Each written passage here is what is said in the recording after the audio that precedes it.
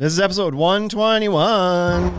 The Ultimate Deck Podcast. Need a show about outdoor living? This is where it's at with your hosts, Shane Chapman and Way Laurent. Thank you for tuning in. Now let the show begin. Yeah. The Ultimate Deck Podcast. Let's go. Almost sounded depressed there. I'm not in my swing of things. It's not Friday. This is messing my whole day up. It's hump day. We're not supposed to have to do this shit today. Come on, Bryce. Sorry. What? What are you doing on Friday? It's so damn important that we couldn't do the podcast at the normal time. Oh, he's going to make him tell. Whoa. It's throwing off my whole week. Because when you hired me to be full-time here, I had other commitments. One of them being my daughter. What if we hadn't hired you? Would you have been available on Friday still? No, I would have changed it anyway. Oh, fine. Okay, well, we're back here. Wade, Shane, Bryce. Not actually that bummed about it. Just like the way I said that at the start sounded like I was. So I figured I had to play into it. And It's official. I'm here. whatever. It is official. I'm Bryce officially joined part the of Ultimate team. Deck Shop. Yeah, this is the first one with the official Bryce there. Now I need my name in the So opening. since Bryce has Yeah. started with us, he has demanded 2 monitors and an HDMI cable and Some what else? power bars. And some power bars. Apparently, we were sufficiently under cabled in this place and powered. Ugh. And Shane told me yesterday that I've used the whiteboard more yesterday than anybody has in the building 100%. all year last year. I know Juanita wrote on her whiteboard a few times. Yeah, a few times. He's like, I wrote on it. he's and filled it erased and the whole erased it a thing. couple times already and refilled it. Because he was like poorly organized the first time he wrote it down. No, that's just ideas. Yeah. Oh, I see. Flying. Hey, look at the screen you got. This podcast is getting super technical now. We have a TV now that shows us like all the inner workings of this place. We can see the most engaged people. Is that today or is that ever? Today. Today, the most engaged watchers, Simcoe Decks, Illuminated Balustrade, and Deck Protect Inc. Deck Protect Inc. was in the chat last night, right? Yes, he was. I saw him show up there a couple of times. We had a big shindig there last night with our friends, the Brolaws, Pretty fun. because they wanted to do a podcast about, not a podcast, an Instagram Live about lumber pricing and what's all behind this crazy volatile lumber pricing. And when they posted about it the other day, we replied and we're like, yeah, be ready for some more. And they're like, wait, these guys have some insights. Maybe we should do a thing together. So we did a live video last night and we explained as far as like, I'm not going to complain. I'm not going to claim. complain. I'm not going to claim that we know everything, but we gave our insights as to what we do know as to what affected the price of lumber last year and this year. And Yeah, based on what we've been told by our guys, right? we talked about it a bunch and had like 300 people probably in that thing, like 50s consistently in there interacting. It was great. I had a lot of fun. Yeah. We get along great with those guys too. So wouldn't matter what the topic was. We could make some fun with it. So, Yep. anyway, if you missed that, I believe they posted it on the @Brolaws Instagram account. They put it up as an IGTV live recording. So if you want to watch that, you can. I didn't watch it. Did you watch it? I was there. I was know. in it. There. Listen, Did you watch it again? This is my argument for why I don't listen to our podcast the second time. I was there the first time we did it. That's true. Yeah. So no, I didn't. Well, I went back to see I guess it's a bit of a lie. I watched a little bit of it. I went back to see like how things are going. You know what I actually did? I went back to watch the start before we came in, Yeah. and they were shit talking us. Were they? Yeah, a little bit of shit talking about how we weren't there and whatever. But anyway, That's pretty funny. yeah. Bryce, are you ready? Nope. No. No. You can You know what? We It's gotta- mostly because I can't find anything. Okay, we were well, gonna troll them. We can. Probably could. Can you? Probably. You try and find something. We haven't even said who's going to be on yet today. But anyway, the conversation last night was very interactive. There's a lot of people in there talking all sorts of stuff. We had some of our famous Instagrammers on there that have an opinion about lumber, such as Precision Construction, Big Steel Guy, Simcoe Decks, Big Steel Guy now. Fresh steel guy. I had some pretty strong opinions from Marty from Roasted Right. From the guy who sells Had coffee. his opinion all like just smeared and injected all over the feed. You know what they say about opinions. And so it was good. We interacted a lot with a lot of people and there's a lot of questions. So we did good. But out of that came today's topic. So why wouldn't you just go to simcoe.com? Well, way to blow it, Wade. What? It doesn't matter. Like, your mic is still hot, right? They're going to know. Don't worry. They're not gonna, live. They won't know. Nobody tunes They're in not gonna until know. the 10-minute mark anyways. Not gonna know. Our live just died. Bad internet today. So frustrating. Anyways, Call these people. So anyway, what came of this is that we decided we had a topic today that we pushed back last week because Steen Woodworking came by. Yeah, just drop by. Popped by to do a podcast, and so we were going to delay our episode to this week. And then we thought, what the hell? There was such a big response on the whole lumber conversation last night that we thought, well, maybe we should dive into this lumber thing a little bit more. Yep. And so Simcoe Decks was on the live giving his 2 cents left, right, and center as well. Mm-hmm. And we thought, well, he's a guy who has recently made the switch to steel. We've had Scott Kelly on here before, who is the godfather of steel framing. Mm-hmm. Had a good 2-hour-long conversation with him. And so now we thought, well, let's continue this conversation, but with a guy who's the rookie in the steel game and just kind of getting into it, but has made the decision to kind of go full steel and not work with wood anymore. Yeah. So we said, hey, Mike, what you doing tomorrow? He's like, not much. You want to be on the podcast? Well, I'm always game. He says. Okay. I said, okay, well, we could do it tomorrow afternoon if you like. Well, you guys don't have a topic, he says. And I says, no, I got a topic because I had it from last week. It pushed. But if you'd like to, we could do the podcast tomorrow. I was like, you're probably not busy. Right? probably not. Because you're new in the game. Probably not busy. Because you've probably pissed off every lumber yard in your town. Nobody will sell you stuff anymore. Yep. This is a joke from last night's grind the lumberyards conversation he was getting into. Mm-hmm. So anyway, with that said, we bring in Mike back, and we thought, like, have I chewed up enough time here yet, Bryce? Like, good Lord. Yeah. Just wait. Like, I don't even know what I'm talking about anymore here. I know. So we thought, keep talking. in honor of Michael Scott from Simcoe Decks being in the podcast for at least this one episode, we would bring back the Simcoe News. One day only. So, Who's going to read it? Bryce is going to read it. what do we got? Are you guys both looking up Simcoe News? Nope. I was checking the phone calls I missed. Oh, okay. Bryce, what's happening in Simcoe? What's happening in Simcoe? We have done a lot of shoveling. Wait, what was the old theme? That what's happening in Simcoe? There you go. That was it, right? Yeah. So That was from the Brolas. the Aurelia couple gives back on the ice. Helen and Reed Ellis are heading out of their home at Villages of Lake Hawk Point towards the lake, armed with shovels and a gas-powered snowblower to help local retirees clean a large rectangular path of the Old Bay Brewery so you can go ice skating. Yay! How fun is that? So in Simcoe, they have the old people shovel the ice. Yeah. That's good. This is why. This is why we stopped doing This is why we stopped doing this. It keeps them healthy, you know? That's right, that's and then all the kids don't have to do any work. And we all know that millennials don't like doing work. So this works really well. The old people like working. That's right. You're gonna want to get that number dialed up real soon. We're gonna end up at the end of Simcoe News real fast here. A missing woman was found. That's good. Are you connected to this? Yeah. Good. A missing woman is found. Well, there's some good news. Missing woman was found. Alive. Alive. Okay. Cocaine and weapons were found at an Aurelia traffic stop. This is what happens in Simcoe. When I was reading the news, it was like all kinds of drug This busts. is horrible. I Yeah, couldn't- drug busts, and everybody had COVID.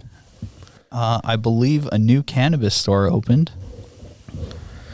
Toke Cannabis opened in downtown Midland. Yes. There we go. Good Lord. Right? Because they were catching so many drug dealers, they thought, Why not just sell it ourselves? let's collect tax on this. Exactly. We got to pay for the CERB somehow. It's all about drugs. Yeah, I know. What is going on there? Even I'm about to turn this podcast off. Okay, let's get off. Unless you guys want to know what the local Sobeys is giving away. Oh, what are they giving away? They're giving things away? No, they're not. Well, this ought to be good. They have a sale? I don't know. Well, we should at least let Mike know what they're giving away, so he can, like, he's the one guy who could take advantage of this. Right. Hey, Mike. Hey, how's it going? Is you there? I'm here. Oh, I have welcome. nothing to do today. Welcome to the podcast. Yeah, right? We knew that. Did you know that your I went locals... to four lumber yards and nobody would sell me anything. They won't talk to you anymore. The door just gets locked when you pull up in your truck. You should take the the decals off your truck. Is it decal or decal? Yeah, I'm gonna have to I now. call it decals. Decals. Did you know that your local Sobeys has a wicked sale on this week? Oh no, I've been there. Yeah, good. You could get 1,500 bonus air miles. What you should do is take their flyer to the other grocery store and see if you can get a better price. Grind them down. It's not just decking. I do it with everything. Sweet. How you doing, man? Good, you guys? Good. It's been a long time coming. I didn't look this stat up, but I don't. What episode were you on before? You probably know this. I think it was like 62 or something. Ah, hell, that's not that bad. Oh, Only 61 episodes ago. Actually, it was 60. 60 episodes ago. Well, I'm 60 actually on your new website here checking it out. Oh, beauty. how is it? So I wouldn't how's shop the there, but- experience? Tough to grind a website, right? Yeah. Where's the negotiate button? Yeah. When you log in, it'll appear just for you. I keep on trying to log in with Simcoe Decks and it won't let me log in. Yeah, that might be sort of on purpose. There's a filter. There's a filter on guys like you. I don't blame you. So this episode came quick. Like we had a discussion last night. We were just talking about the whatever you want to call it, the IG Live with the Bro Laws last night about the lumber pricing, and of course, inadvertently, some of that was going to lead to some steel discussion during it. But Yeah, you were driving that in that conversation, as was Scott. And so we thought, well, what better time to have this conversation again? Because it's been, I don't know what episode we did with Scott, 70 something. I don't know. No, 90, 91. 90. I think it was, right? So it's been a little bit too, but it's time because the season's coming upon us and people are quoting decks and lumber pricing continues to rise. And so you're a guy who's kind of made the decision somewhat recently that you're not going to use wood framing anymore. You're going to go all out on steel. And so that's, I think You're going to do it. Yeah, I think there's a lot of guys that are probably where you were 6 months ago, kind of thinking about it. And so I thought maybe it would be good not only to get, like we had the Godfather Scott talk about like a guy who's been there and done it for a lot of years, whatever, but now we can get some perspective from somebody who's recently made the decision and kind of find out the whys and the things to consider from somebody who's a little bit more fresh in the switch. Yeah, like Scott won't remember some of the challenges with switching over. Scott can barely remember his middle name half the time. This dude is like a rock, and I don't mean tough, I mean old. Should we do a quick little tally on how many times Scott's name's mentioned on this podcast? Right, we should. You know what we should do? We should go get some scotch, and every time we say his name, Now we're talking. we should connect this to my hotspot, Bryce. We're having internet troubles again today. This has been like we've become famous for this now. it's awful. So Mike, before we get started though, because like you're famous, but not Brad Pitt famous. So why don't you tell us a little bit about yourself? Like Brad Pitt's stunt double. Yeah, kind of, right? The guy like recognize the face, no idea what the name is, right? So yeah, exactly. Why don't you give us a bit of a rundown on where you're from, who you are, what you do, what your business is, all the ins and outs before we get into the discussion. Absolutely. So my name is Mike. I own Simcoe Decks. We build decks in Simcoe County. So basically, I've been in carpentry for quite a while, 10 plus years.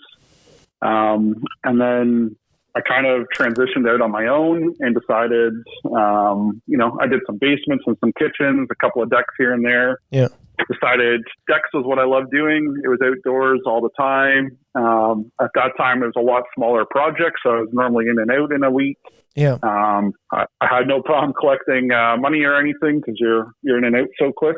Not that I have any issues now, but it's a little bit different game back then. It was all pressure treated, getting to know everything. And at that time, I kind of like just started on Instagram as well. So that was like a huge help. It kind of just expedited the process of learning different tips and tricks and different products to try and to look at. And then you couple that with, Deck Expo and Nadra and Deck Specialist and all these other companies that are trying to bring the industry together and everything like that. And they kind of put so much information right at your fingertips. Yeah. So I think that really, help expedited our business and what we do. And then we also, our whole focus is just on quality. We're not a mass volume builder.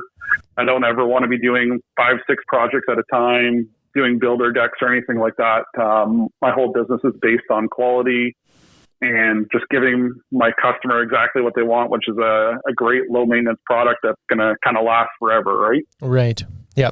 Yeah. And I think that there's likely a consensus around the Instagram community that has been the best thing about it is it has allowed everybody to share ideas and help excel and be better, right? Like you were saying, you got started on Instagram and learned some tips and tricks. And this transition to steel is going to be a very similar story, I believe. I think you're going to talk probably a lot about how Instagram has helped you get there. So, yeah, absolutely. And just like it brings everything to you like instantly. So, what might have taken, 10, 15 years before to progress, like by the time one guy sees it and then tells his like local buddy and then he tells like another guy and everything like that. Now Instagram, everything's right in front of you. So if you see a new tip or trick or new product or whatever, you can try it, then you can put your own spin on it. You can tweak it your own way. And it basically, like in the last, 5 years of the deck building industry,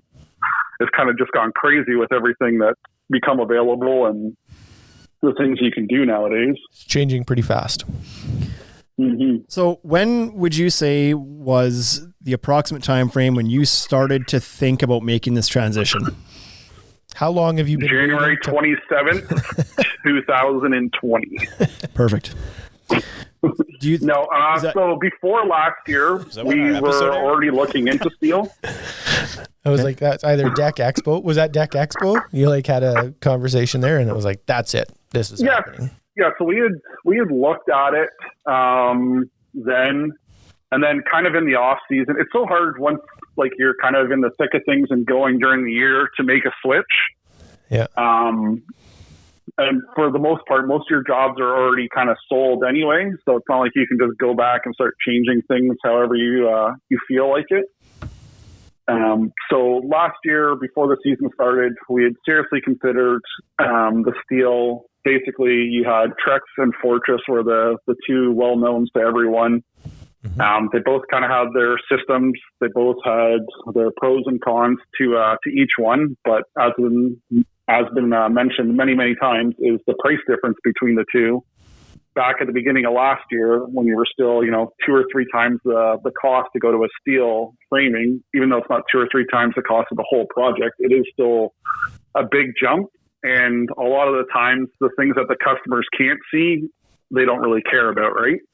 Same thing, like it's hard to sell like, good quality insulation in a house because the customer never really notices that, right? Yep. It's certainly harder to sell that than to sell lights. You know what I mean? Mm-hmm. Yeah. Okay. So now tell us a little bit about the history of that. Why was lumber not good enough good enough for your projects anymore? What were the kind of the barriers you were running into or the issues you were running into that made you even want to start considering the switch to steel?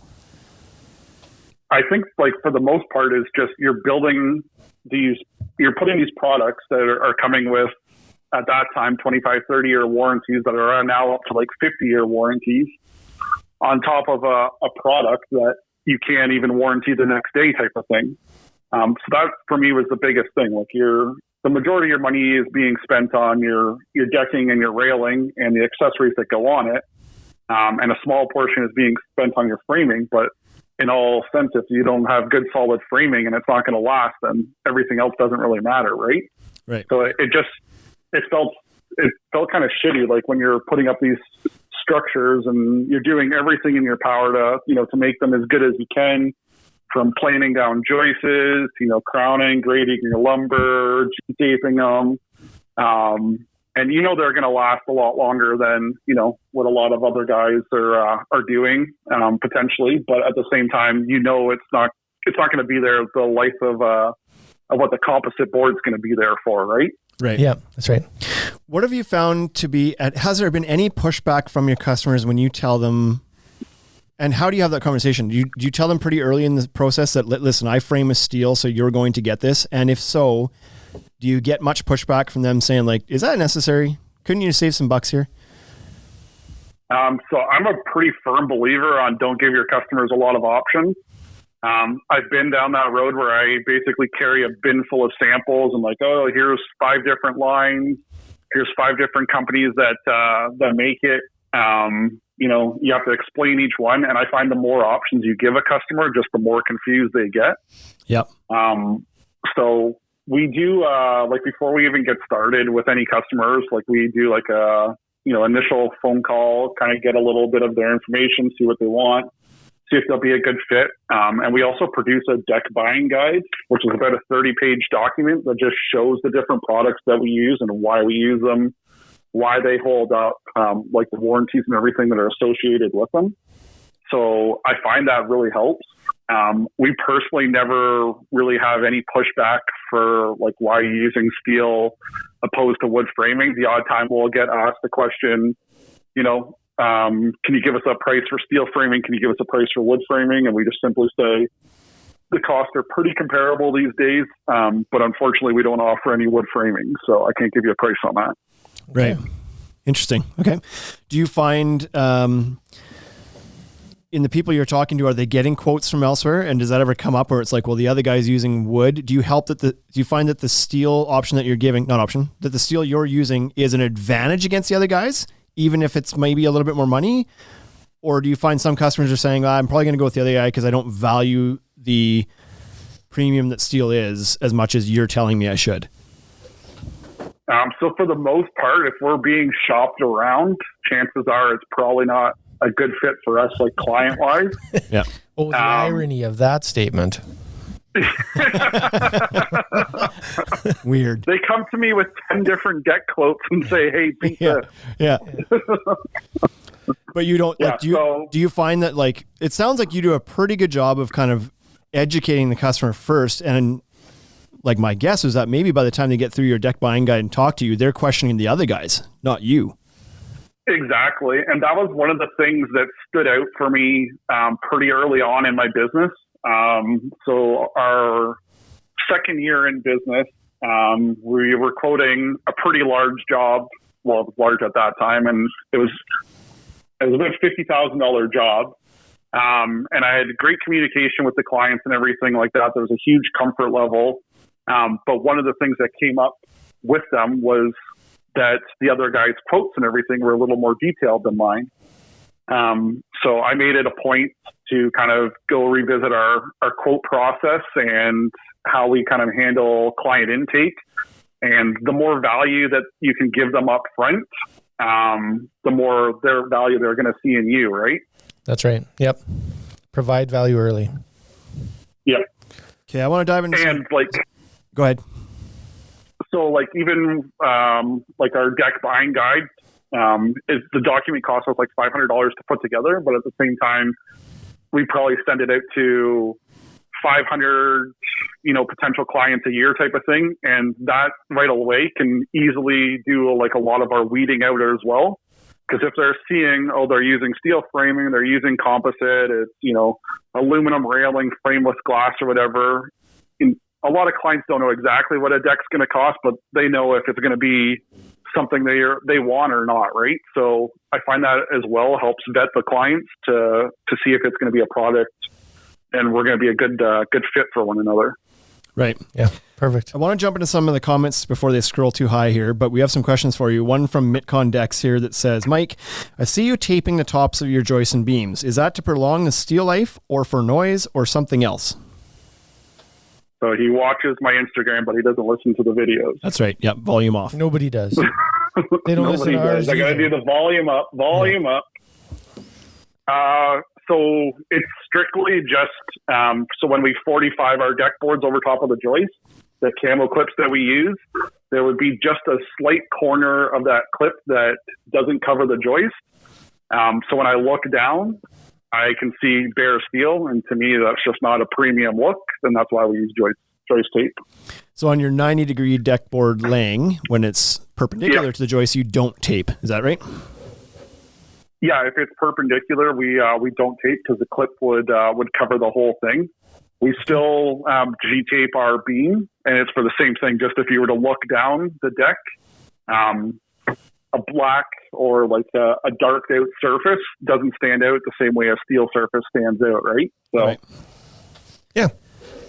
The next comment, not question, was from TC Decks. It says, that's really good advice. Don't give the customers a lot of options. That's something that I struggle with, having to bid your decks with 10 different options. So I think and it honestly, it streamlines everything because you only have one option. There's not a good, better, best option. Every year we've kind of just added to what our minimum standard is. Like the first year we would just quote whatever they wanted. Then one of our first moves was to go to helical piles and an aluminum railing. And then we've kind of just like progressed over the years to, we know what we want to build. We know what works good for us, and we know what the customer is going to like in the long run. Right. Yeah. And a lot of the times, like we were quoting a composite deck and, let's just say it's $40,000 for a higher end composite deck, or they could buy an entry level board and maybe that deck goes down to $30,000. Most of those clients are going to just say, you know what, we're still happy to get a composite deck. Let's go to that, lower budget and we'll save $10,000.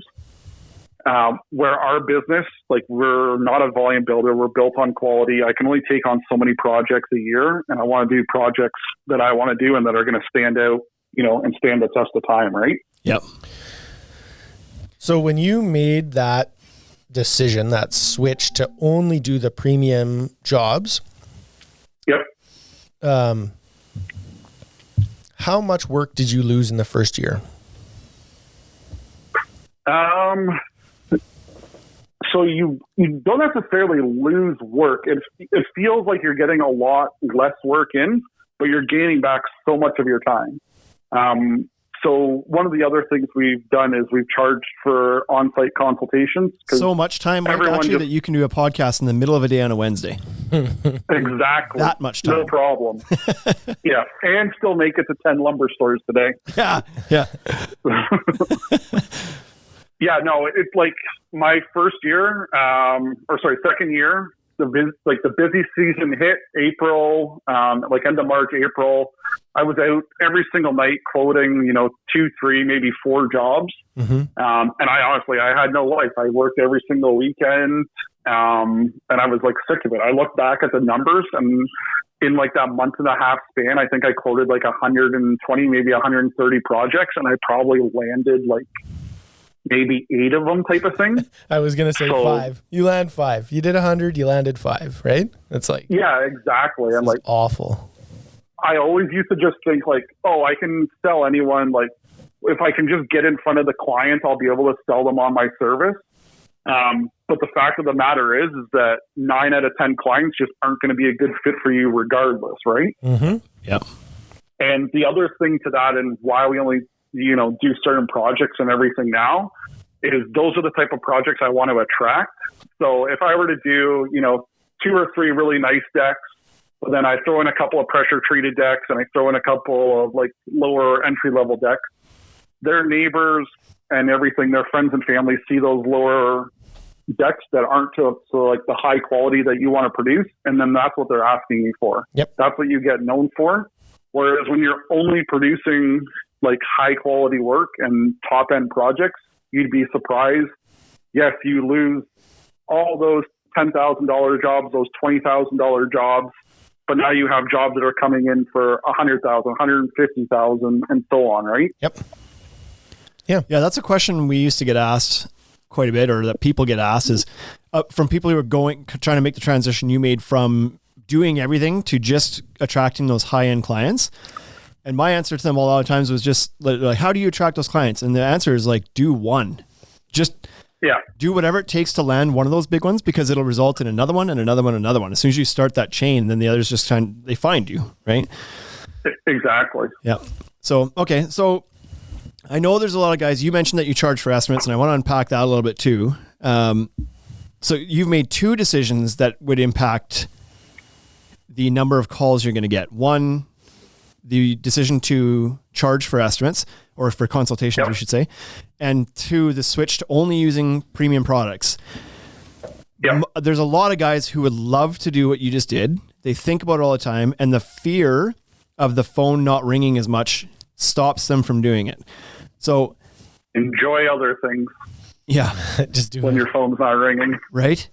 So Yeah. You kind of got into it a little bit already, but talk some guys. Pretend you're talking to a couple guys who are like, I really want to do it, but I can't. My market doesn't allow me to charge. Give us the real lowdown here. Yeah, sell it to those guys. Yeah. So first off, if you're in my area, continue doing what you're doing. You guys are doing great. Keep waiting for the lumber. You honestly, you have to set yourself apart, right? And I'm literally the only one, to my knowledge, in my area that charges for estimates. Every other deck builder around here, they'll go out, they'll chase leads all day long. They'll do free estimates. I'm the only one that, in my area, like I said, that I know of that charges for them. And it really just sets the tone right off the bat that you're a serious professional. You take pride in what you do. You provide value in a service. And if they can't see that, right off the hop, then chances are they're probably wasting your time anyways, whether they know it or not. Yeah. And so I think part of that too is that you don't just decide one day, I'm going to start charging more and using better products and charging for estimates without improving yourself too, right? Like some of these guys, you're going to have to eat a couple of projects, unfortunately. Do a couple extra details, throw in a couple of things. You know what? Like throw in some lights or something like that. Go a little above and beyond, and you'd be surprised how much those dollars are going to come back and just help you and catapult you further along, right? Yeah, and I mean more from this perspective, like you're going to have to invest in yourself a little bit too. Like you just said, you created a guide. It cost you $500 to do, but you've got this guide now. Like you might have to look at if you want to be the high-end guy, you're going to have to start acting like a high-end guy a little bit too, right? You can't just quote a bunch of jobs by showing up with a tape measure and be like, yeah, it's going to be a couple grand. And then think that tomorrow you show up and be like, it's going to be 28 grand. Like you have to deliver a little bit more too and give yourself a more professional appearance. I think you've been like from the day I met you, you've been really good at doing that, like digging beyond surface level stuff and knowing your numbers and crunching stuff down and having the right marketing materials and everything. So I guess for those guys. Go ahead. If you were quoting against, let's just say you're quoting against three other guys, those guys both, they just show up. They don't really ask any questions beforehand. They show up with a couple of different samples. Yeah, we'll get you a quote in a couple of days, and they give you a quote a week later that says, yeah, you're $28,000 and we're going to build you a composite deck, right? Whereas I'll give them plenty of information to go off of before I've even stepped foot on their property. So they're already more educated. They can see some of the different products that we use. They can see different projects that we've done already. They know what our clients have said about us in the past and everything. We're just setting the tone before when we get there. And most of the time, to be honest with you, most of the time I don't even need to go to a site to close on a deal. Whether this has been, it's obviously COVID has helped that and everything like that, but probably half the deals, I've never even met the clients and they're signing over like $10,000 deposit checks. Right. Yeah. It helps too when you're on the phone with them and they're like, I think you better come over and have a look at things. You're like, yeah, sounds good. I'll be there. I'll be right there. You make sure you wear your mask. 4 days and I'm allowed to come over. Yeah. So you've alluded to this a bit, but let's just put this into tell it to me like I'm five kind of thing. How has your life improved from, this has kind of gotten away from the steel a little bit, but it's still a good conversation. How has your life improved by making these decisions to charge, to be more profitable and to take less phone calls and do less jobs, but be more profitable on them? Explain to people why they should do this. It's honestly such a game changer. Like I said, the first year, my every single night was just taking phone calls, taking quotes, running around. I had no life. I worked almost every single weekend. Did I make money? Absolutely. Did I do anything else? Absolutely not. And not only is it stressful on you, it's stressful on the people that are around you, whether it be your family or anything like that. And then if you have employees, it sucks for them too. Like as much as you hope you have good guys that enjoy their work and enjoy what they do, they have a life outside of work. They deserve to have weekends off. They deserve to have time off. And if you're not set up for success, you're not going to be able to give it to them. So once we made that switch, I basically said, I was like, there's there's no job in the world that is worth me going in and working a weekend to get it done. If it doesn't get done on Friday, I can call whoever and I can push things back until Monday, or I can push things back a couple of days. There's no job in this world that is so important that it has to be done this weekend. Right. Yeah. Now, how many guys do you have working for you right now on the tools? I have one guy. And was he like a carpenter before, or just a helper, or? Yep. So my first year I had one helper, and it worked out pretty good. I paid him a lot less than I pay my carpenter. But I had to babysit everything that he did, right? Yeah. So I decided last year, my plan was to hire a carpenter and then maybe like a junior carpenter and a laborer or something. COVID hit, pushed everything back, and I was like, I just want to run lean. I don't want to have any extra headaches. I'll have one other guy, a good carpenter that I can trust. And if I have to leave to go do something else or whatever, I know he's perfectly fine there working by himself. I literally pay him just over double what I paid my laborer before, but it's worth every penny of it, right? Right. So last year, kind of back to the point of, your quality of life and everything like that, I worked way harder in my second year and made less money than I made last year, and I worked way less. Right. Perfect. So what was behind my question there with the carpenter? He was presumably a wood guy before. I don't know if he was a deck builder or a framer or what he did. He was a carpenter. He had a bit of experience with decks. He had worked, he'd subbed a little bit for the Deck Store, which is another kind of higher end company, more based in like the city and stuff like that around here. He tried doing his own thing for a little bit, and just, the hassles and headaches of running his own business just wasn't for him. He had a young family. He just wanted, a good pay and a reliable paycheck every week, and not have to worry about the stresses of it. Right. So his background was in carpentry and wood. It had nothing to do with steel or anything. So right. So that's where I'm trying to go with this is so you made the decision to go to steel. You've kind of made peace with it. You see the benefits. What was his reaction to it? Was he on board to be like, yeah, let's do something great? Or was he kind of like, dude, I took this job because we work with wood and that's what I do, and I'm not super thrilled about this steel switch? Yeah. So our job site, like, we get a lot of work done. We produce a lot of high quality work, but it's a pretty laid back. I'm open to suggestions. I want to, think about things differently. Just because we've done it 10 times and it's worked those 10 times doesn't mean there isn't a better way to do something or a different way to approach it. Mm-hmm. So all our jobs are kind of, built off of that. And like, let's just take a couple of minutes and explore some different options. Maybe if we tried things this way or tried things that way. I have enough buffers built into our projects and everything like that I can afford myself that luxury. But he's extremely supportive. That was the whole reason why he wanted to come work for me, because he could see the work that we were producing, the quality that we were producing, and that's kind of what attracted him to that job. And part of that is, being creative and coming out with different ideas, right?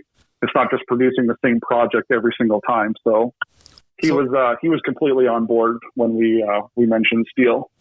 My guess is that that's not going to be the case for everybody that's considering the switch. I'm guessing there's going to be a lot of guys who are employing some carpenters who have worked with wood for 25 years. They're not going to be super enthused about switching to steel, even though you haven't had to not negotiate this, but you haven't had to manage this transition for your guy because he was on board. What would you say for people who think they might run into that? How would you kind of manage that transition and get guys comfortable with the idea of moving to a product that they're not familiar with? So this might not be the answer that everyone wants to hear, but make the switch more for your clients than you're making it for yourself. Right. It's going to be uncomfortable at first.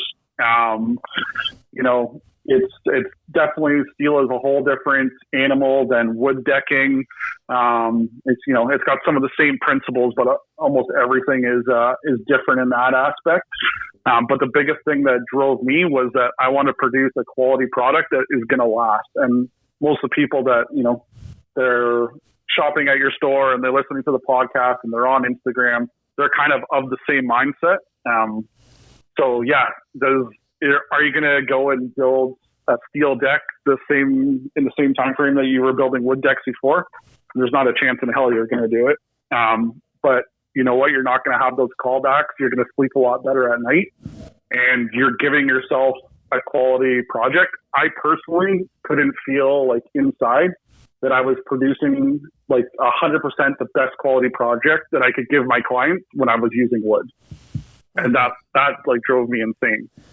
Did you, when you made the switch to steel, did you change your install pricing to account for the fact that it was going to be a little bit slower for you? Are you charging more to do steel now? Or are you looking at this as, once I get used to this, I'll probably be as fast, if not faster with steel. So I'm just going to keep my install the same. How does that work? Because guys are probably wondering that. Do I need to charge more because I'm going to be slower? How did you approach that? So it kind of goes back to the same, what I said before, is that sometimes you have to do a little bit extra in order to make things down the road easier, right? Yep. So we had increases in pressure treated prices last year. At that time, they were pretty close to what a steel price was. But at the same time, I knew that installing steel, which was something I never really worked with before, was going to take longer. And I was perfectly fine with, instead of being on a project for 1 week, maybe it took me 2 weeks to get that project done. And I wasn't going to be as profitable, but at the same time, I was still pretty comfortable with the prices and everything that I had given, that I had enough buffer in there that like I was going to be fine type of thing. Right. So I was perfectly fine biting the bullet and, taking longer on projects to, once again, like evaluate everything that goes into that project. Is there a way that I could do this different? And every single steel frame that I've done so far, I've switched up like one component or one aspect of it up on every single deck. Not one of those decks has been framed the exact same way. So we're constantly learning and evolving. Things change, but for me, the number one most important thing was that I was producing the best product that was possible for my client. How many jobs have you done now in steel framing? We've probably done close to 10 now. Okay. And do you feel like there was a point after a certain number of decks that you then felt like your efficiency was increasing, or that you became as efficient as you were with wood? Like, did it take 3 jobs, 4 jobs, or was it just kind of like a long, everlasting transition kind of thing? Yeah. So like the first one, it took a while, but it was also a pretty complicated deck. For anyone that follows my Instagram or anything like that, it was the double X pattern. Right. That went through the upper and lower deck. So was that a good first deck to start on steel framing? Probably not, but it was also for a good friend of mine. So I was pretty comfortable with trying different things and learning on the site and not being judged on it. Yep. And from that, like I took things to the next job. Like on the second deck, I was like, okay, this is going to be a breeze. I already got a couple of different things figured out for this. I'll slap it right up. And then you get like 90% of it done. And then like what you thought was going to work better didn't necessarily work better, or didn't work out. So then you kind of have to reevaluate when you get to that point. I would say that now I can, depending on the deck, I can probably produce it in a similar speed to what I can produce wood in. Right. Maybe slightly longer to do steel, but I would say it's pretty close now.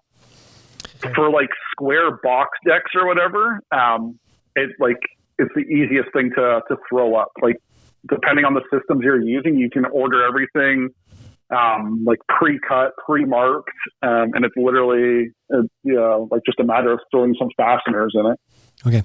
So tell me a little bit about how you ended up with the system that you're using. And I don't know if you've committed fully to this and only this, but you obviously did some research with, I'm assuming you looked at Fortress Evolutions, you're using Bailey TrueDeck system. Why did you end up with Bailey? Was it completely price driven? Because one of the things that you're doing is taping the top of your joist, whereas Fortress is already black. You wouldn't have to do that. So what was the driver to go down the path with Bailey as opposed to Fortress or some of the other options? So when looking into both those options, they kind of both of them did a good job on giving you like a 90% deck product, but it was really just in the details that neither company really explained. So I know, Shane, and you and I had this conversation back when we didn't even know how you were fastening rails to a steel frame, and we had to like go and read through like an entire Fortress manual, and even at that, it was a little bit blurry at the end of things, right? So, and in every single like install manual and every video you see online, they're just laying down straight deck boards with no picture frame. Other than Dr. Decks, I don't know if he lays down a deck without a picture frame, right? So it's like, okay, this is great for 90% of the deck, but how am I doing my ladder block or flat blocking so that I can get rails and my picture frame in? And like, honestly, I couldn't get answers out of anyone. So it was a lot of research on my end. Luckily, I had good relationships with both reps for Fortress, as well as at the time the Bailey rep was extremely helpful. So I got product from both of them. I was literally doing like mock-ups in my garage and driveway and just like trying different things. Like, okay, can I try this? See how this works. Try this, see how that works. At the end of the day, why we went with the Bailey True Deck system over the Fortress system was availability and price. What was the price differential? Do you know? So at that time, with the lumber increases, it was pretty close. I want to say like lumber was somewhere around like $300 to $350 a linear foot. Whereas a light gauge steel, we were basically paying about that same price.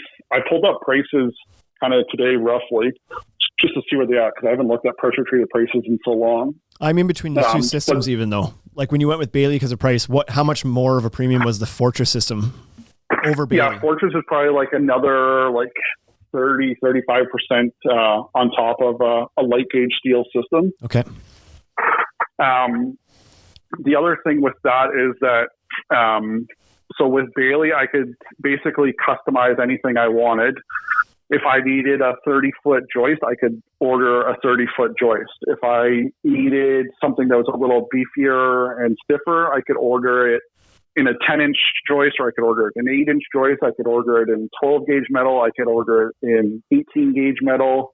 There was just a lot more flexibility in the options. Right. As well as being able, like there was certain like basically parts I came up with on the job that's like, oh, if I had a piece of metal that was like bent like this and this and this, and made this certain way, that might work pretty well. And they had the ability to basically, bend what I needed, right? Gotcha. Okay. Well, that's interesting. So we got precision construction engineers wondering where you learned how to attach your posts. Winky, finger on the lip. Cascade taught me everything I know.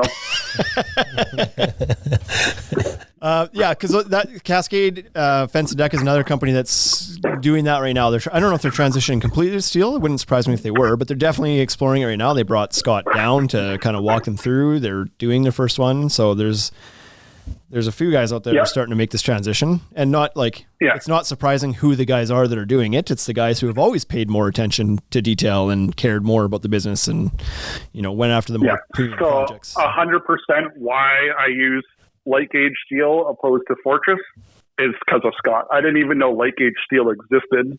Yeah. Before his podcast and talking to him. Right. And even once I knew it existed, it was a pain in the ass to try and find. Like, you can't just go to a lumber yard and be like, I thought I was trying to order something similar to a Fortress of like, I'm telling you, I was like, okay, I need tube steel. I need, a 16th inch wall, like a 14 gauge or something. If I can get it galvanized, that's great. Or can I powder coat it? And like every single steel shop is basically like, I don't know what the heck you're talking about. Like, we can't get it. Yeah. And I'm like sitting there scratching my head. I was like, well, if a metal company can't get this product, like how am I supposed to get it, type of thing, right? But basically what you're doing, so for us in Canada, there's Bailey Metal Products, which has been around for, I think 70 years now or something like that. They're one of the largest steel stud producers. Their business is basically in large commercial buildings and stuff like that, producing the steel stud and track. Yep. And from that, they've basically just kind of seen a little bit of a niche in the market. Like, hey, we're already producing these products. Now, why don't we, try and put out a system that focuses on like a deck building system, right? Correct. Yep. Yeah. And so Scott put you onto it, and then you followed through. Yeah. So Scott was huge, and I still, talk to Scott daily, if not weekly, type of thing.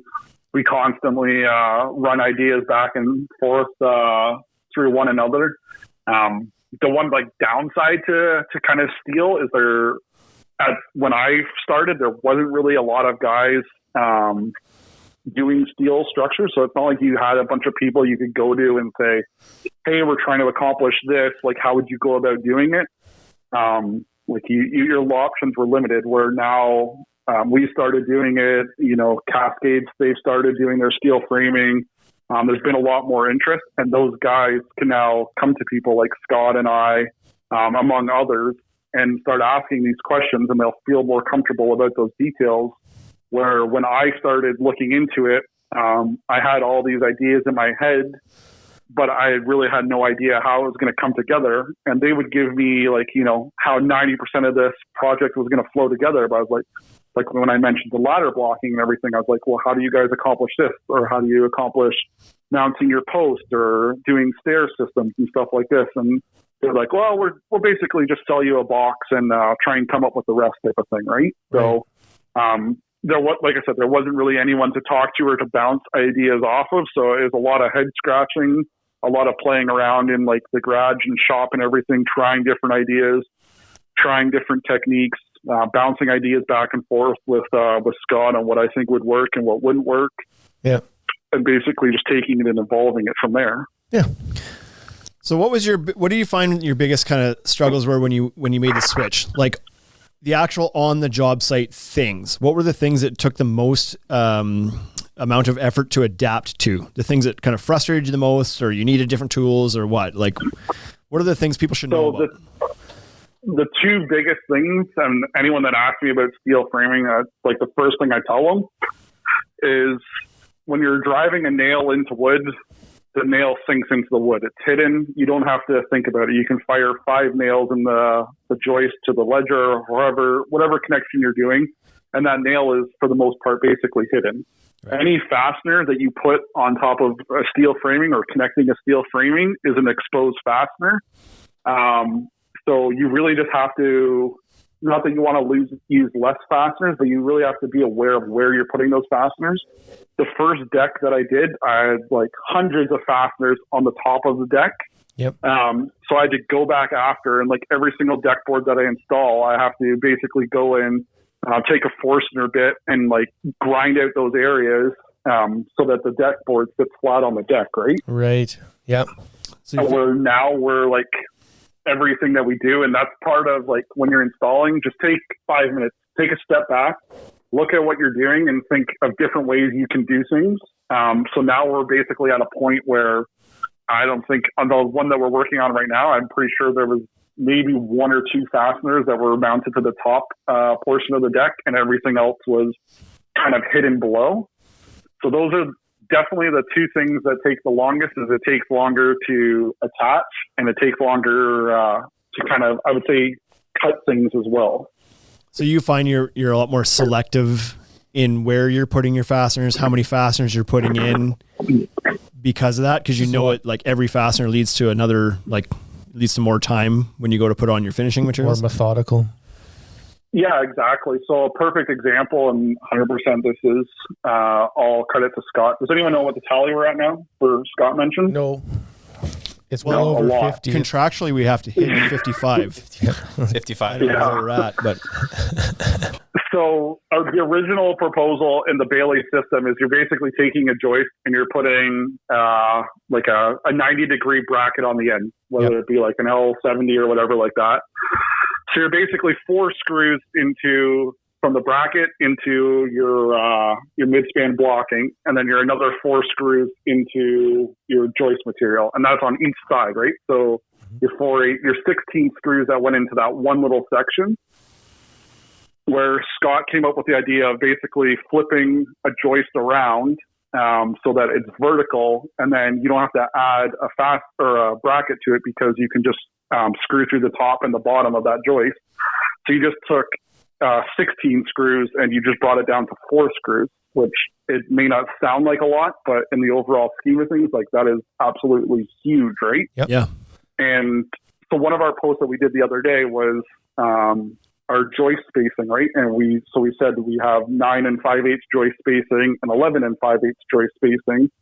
And everyone's like, okay, that's kind of odd. Like, why don't you have, 10 or 12 or 16 inch, like a standard dimension joist spacing?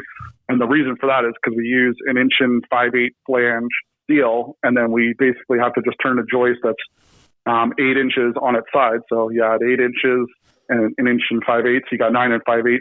If it's a 12 inch on center, then you use a 10 inch joist flipped on its side. And that gives you your 11 5/8 spacing. Makes sense. Are you finding that you're able to do, like, has wood ever touched any of your steel frame projects? Because if you needed to use it for blocking or a post or something, or have you managed to do everything in steel other than the decking?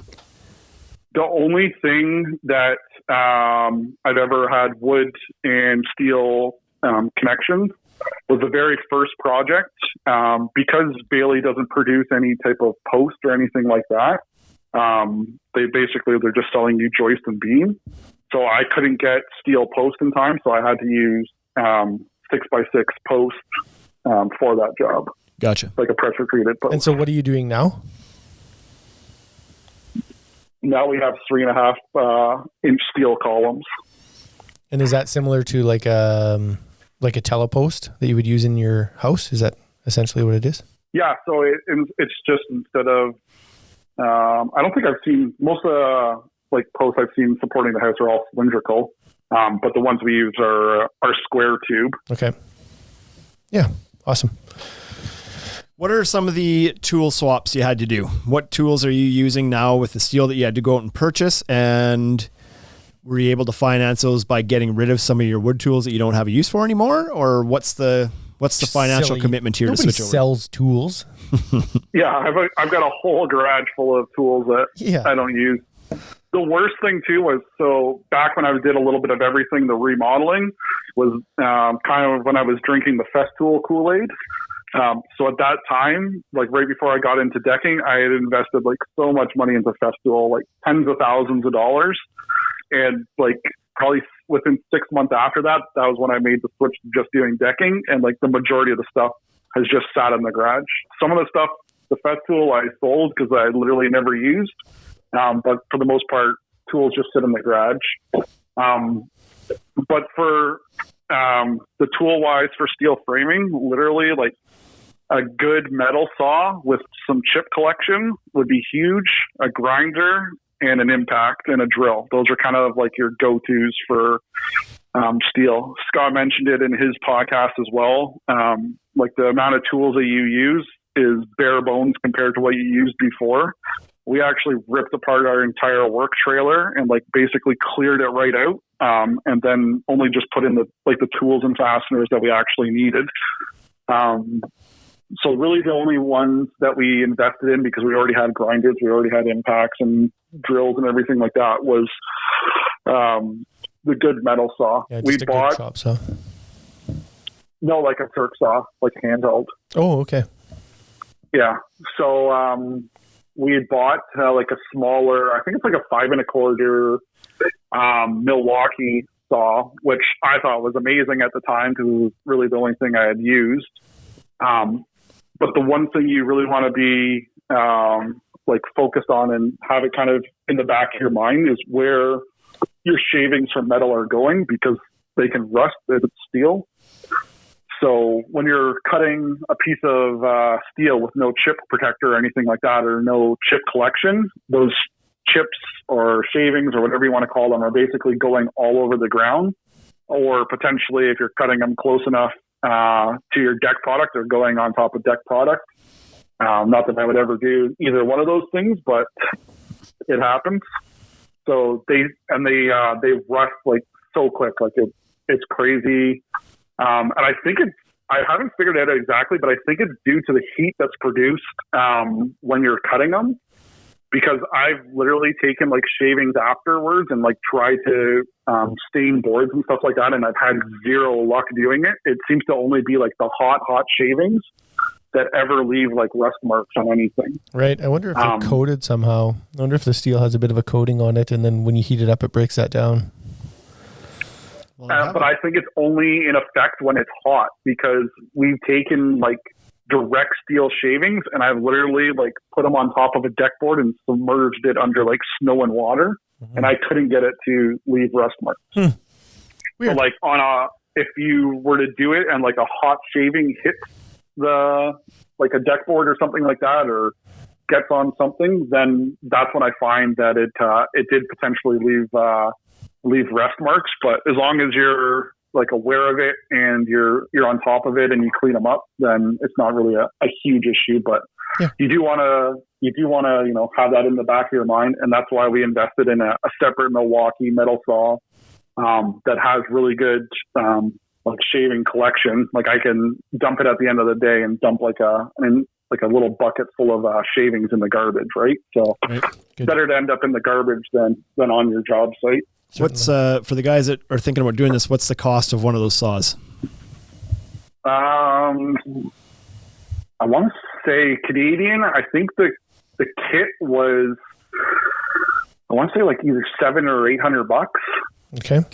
That's not no, I've spent way more money on your dumber things. So. Your Festool yeah, setup. it was a Festool, right? So the other thing was I was pretty heavily invested into the DeWalt platform, and then switching to steel. I would say Milwaukee has a way better kind of steel lineup. Right. So we have invested, some money into their tools. They had a couple of sales on and everything like that, and I really don't need an excuse to buy tools anyway. So I wonder if that's because they work with the trades. Like, so they'll, like Milwaukee is typically known for working with plumbers and electricians a little bit more, right? And, so they do a lot more steel work than construction guys would typically. So what do you... like I find it's more of a well-balanced, like they do tools that are specialty for trade or for specialty for like plumbers, specialty for electricians. Whereas like DeWalt, they have a lot of great tools and everything like that, but it's kind of more of like a general carpentry style tool, right? Yeah. What do you treat your cuts with then to avoid the actual usable steel from rusting, like your end cuts or notch cuts or whatever you're doing? Yeah. So once again, we try and overkill everything. So we do spray our cuts with basically it's galvanize on site. Every cut we make, we ship it to the factory. We have it hot sit galvanized, cauldron and in the send it back. Yeah. So no, we do spray paint a galvanized treatment on the back. That being said, I've also exposed cuts, and like I've tried to make it rust on the exposed ends, and I personally haven't had any luck with it. Has Bailey or even Fortress, when you were having the conversation, told you what to expect as far as longevity of the coatings, of the galvanization or the spray coating? Have they said like you may see rust appear after 20 years or anything around that? Yeah, so obviously Fortress, they have a warranty that's associated with their product. I believe it's 25 years. I personally haven't read all the fine print in that to know exactly what it covers. It kind of back to the same thing. We've used some Fortress steel framing as well. And if you're leaving shavings around and you're not cleaning up after yourself and everything like that, they can rust out a little bit, and it'll tell you in every single video that you watch or like literature that you're reading, like make sure you're vacuuming up your shavings and basically spraying your exposed ends. Yep. So on that point, Bailey doesn't have a traditional warranty on their product because Bailey's not. Yeah. Oh, sorry. So that 100% was one of the downsides. But like I said, Bailey, they're not in the deck manufacturing business. They're in the steel stud manufacturing business. Right. And they don't need to offer a 25-year warranty on these products. And it was one of the things that we brought up with their marketing team and their execs and everything like that. Is like, if you're going to be telling me a product, they basically told me like the product you can get like 70, 80 years out of these products, right? Yeah. So it's like, if you're going to tell me a product's going to last 70 or 80 years, you got to be willing to put at least a 25-year warranty on it, right? Yeah, because it makes that whole, like, we're saying that part of the reason that we're switching to steel is because the products we're putting on top have these long 25 to 50-year warranties, and the wood's not going to last that long. And then we're like, so we're going to use steel because it'll last longer. Oh, good. How long is that warranty? Yeah, you don't get one. But why wouldn't you? Like, it should be warranted. Isn't that the reason we're switching to it? So I would agree. I would say, like, if somebody from Bailey's listening, I would get on that. Yeah, just a marketing plug, right? Everybody knows that steel is going to last longer than wood. Yeah. Yeah. So but not everybody would, right? Like, the customers maybe don't, or they might assume that, but they don't know, like, how much longer. Yeah. Am I guaranteed? So I'll throw Bailey under the bus here real quick. I'll start the bus. They were supposed to have a warranty. We discussed it last year. It was one of the things they were looking for this year, and I was told that they were having it this year. And then I also talked to the Bailey reps this morning, and they basically said that they haven't 100% put it in writing yet. So they didn't want it mentioned, but they're well aware that they need, in order to have success with that product, they need a warranty attached to it. And there's no reason why they can't warranty it. Yeah. NFDI is in here. He's another guy who's looking at the steel thing, right? You guys have looked at this together. He says pressure treated frame doesn't have a warranty either. Would Sienna stand behind a rotten frame? So not entirely true. Most of them do have a warranty. It's just good luck ever claiming against it, right? Yeah. Like some of those, like Woolmanize and whatnot, have these lifetime warranties on wood, but it's like, you better dig into the fine print of that a little bit.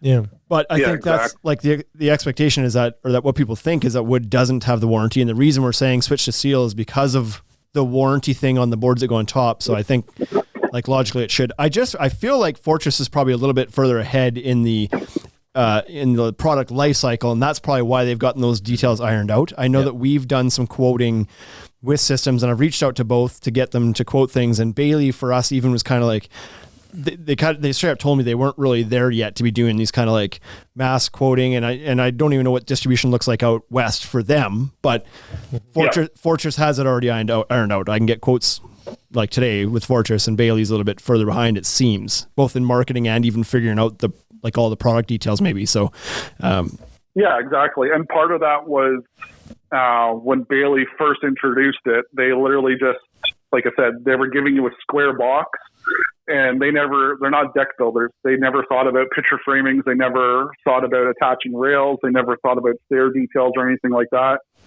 Did they have a great product? Absolutely. But it wasn't like a complete solution, right? So then all of a sudden, some deck builders start having some interest, and they start asking questions, and they really don't have answers because that's not their field. That's not, that's not their regular line of business. Yeah. It's not to say they don't make a good product or anything like that, but they didn't get into steel stud manufacturing to build decks, right? Yeah. Right. Yeah. Okay. Is there anything else that you were hoping to chat about today with regards to steel framing that you think people should know that you've learned during your transition year here? Yeah, absolutely. So one of the other huge benefits for us is that it is an engineered system. So you have peace of mind in that. And then coupled with that, you also basically eliminate an inspection step from a township. So for me, that's absolutely huge. I want to deal with the township the least amount of times as possible.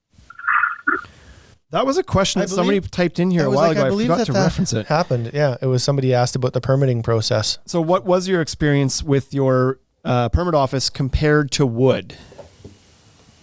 So basically all the townships don't even know what you're talking about when you submit a steel drawing. No, they do not. So they just trust. But at the end of the day, all they look for is to have an engineer's stamp. And if an engineer is going to sign off on it, then their hands are free and clear, right? They don't care. Yeah.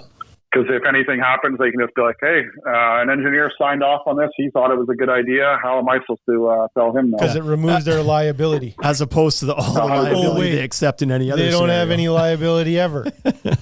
Yeah, exactly. Garbage. So, yeah, I would say that is an absolute huge takeaway, that it really takes the ball out of the inspector's hands. And, like before they We could, all know how much like to have a ball in their hand. Yeah, exactly. But yeah, before they could nitpick about any single thing. No. I'm all fired up about the inspectors, though. Yeah. what Wade's gonna do exactly. when he retires. And who doesn't get fired up about it? It's probably my least favorite aspect of the business, right? So we, like I said, we have our drawings. They get done up. We send them to an engineer. The engineer reviews them, signs off on them. And then we have basically a field inspection from the engineer that signs off that says, yep, this is good to go to how we specified it. And at that point, a building inspector can't say anything to you. So in the case of Bailey, you are using your own engineer, because I know that Fortress was they have a couple engineers on contract to review and stamp their drawings on their behalf. So when you get your product package, it comes stamped already. With Bailey, you're having to source your own engineer. Is that right? Yeah, exactly. So when Bailey first launched, they were prepared, but they didn't really know what they were getting themselves into. So they're like, oh yeah, well, we can do drawings and takeoffs for you. We'll get them engineered and everything like that. But by the time you go through that process, and at that time, there's also a communication barrier, because you're talking to a contractor that's used to dealing with wood.